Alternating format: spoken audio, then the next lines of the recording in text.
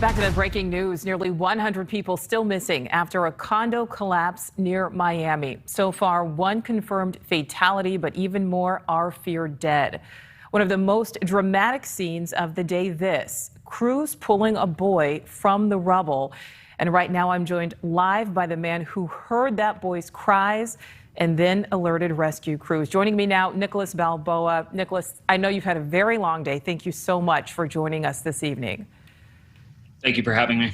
Well, Nicholas, can you talk us through what you were doing and what happened as this all unfolded in front of you?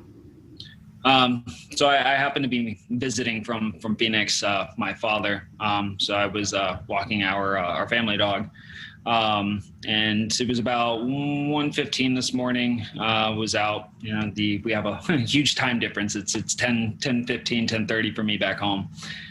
So I was out walking the dog, and all of a sudden I hear what sounded like thunder and the ground kind of rumble. So I thought maybe a storm was moving in or something like that. But about 30 seconds to a minute later, another large, rumble and feeling the ground shake. And that's when it kind of, clicked to me that something wasn't quite right. So I brought the dog back upstairs and, went back down, and I saw people coming out and heading down towards, 88th Street on Collins. And so I decided to follow. So when I got to the building, I could see that, some of the balconies on the side of the building, on the north side of the building, had fallen. The fire crews and emergency responders, they were kind of pushing us back to create a perimeter.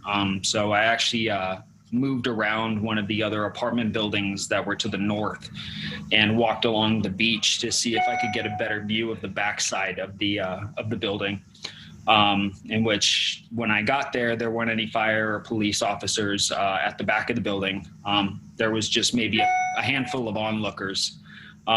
So myself and one other individual, we moved up a little bit to kind of get a closer look at, kind of the destruction, the debris and everything. And it was eerily quiet, like almost something like out of a horror movie. It was just silent. And even with all the emergency vehicles, just right up there, not too far away.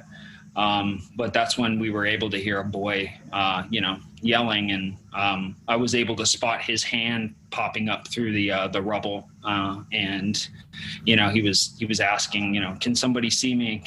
I'm here. So we moved up to try and get to him. We let him know that we were there, and, he was just saying, please don't leave me. Please don't leave me. So, I told him, well, we're not going to go anywhere. We'll be here. And that's when I used my phone, the flash to signal the police officer that was, within view, to come over. And he climbed up to get a better view of the boy. And he was able to radio to fire, and they came over and began to extract him. And I'm sure the boy just sounded so relieved, because I'm sure you couldn't see him. We know that you saw his hand, but I'm sure the relief in his voice once he knew that somebody had heard him, that somebody was there.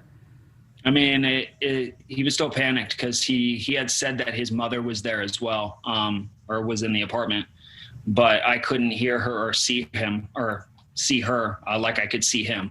And so I don't know what her status was, but he said, please don't leave me. And I told him we weren't going to go anywhere. Oh, Nicholas, so that's so great. And we're watching the video right now of the boy being pulled from the rubble. How long did it take rescuers to secure the scene? Because obviously we know they can't just go right up there because they don't want more debris to come down on the boy.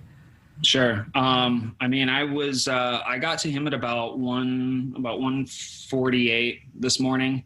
And then they began to kind of work to extract him at about, I would say probably about 20 minutes later. It took them a little while to get him out of there. They had already moved us back. They started making a perimeter at the backside of the building.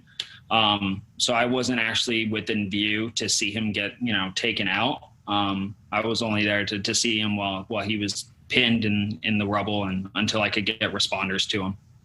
And Nicholas, can you kind of describe what else did you see? Because as you're waiting, as they're pulling him out, just kind of describe what it looked like around you. I mean, I know it was dark, but what did you see? I mean, if you actually look at the video, the the debris, there's an office chair right there, and literally the frame of a bed and a mattress. There's the mattress right there. I mean, it looked to me he was probably in bed. He had his pajamas on. So I mean, I can only imagine you're sleeping and all of a sudden the floor gives way and there you are. You're falling. You know what?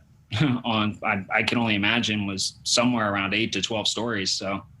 What an absolute miracle. And just Nicholas, I know it's been a very long day for you, but what was going through your head as all of this chaos was happening? Do you remember? Was it blank? Just what were you thinking?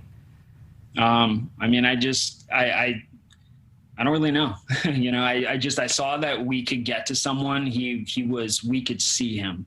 He was close enough. He was in reach. And just something had to be done, especially hearing his voice, knowing that he was young. I knew that, he couldn't have been older than, maybe just a preteen. And, I would hope that if I was in a similar position, somebody wouldn't leave me, especially if I was alone. Absolutely. Yeah, we're taking a live look right now there. Nicholas Balboa, you are absolutely a hero, sir. We commend you. And we thank you. Thank you so much for talking to us this evening. Because like I said, I know it's been a very long day for you. Thank you. Well, thank you for your time.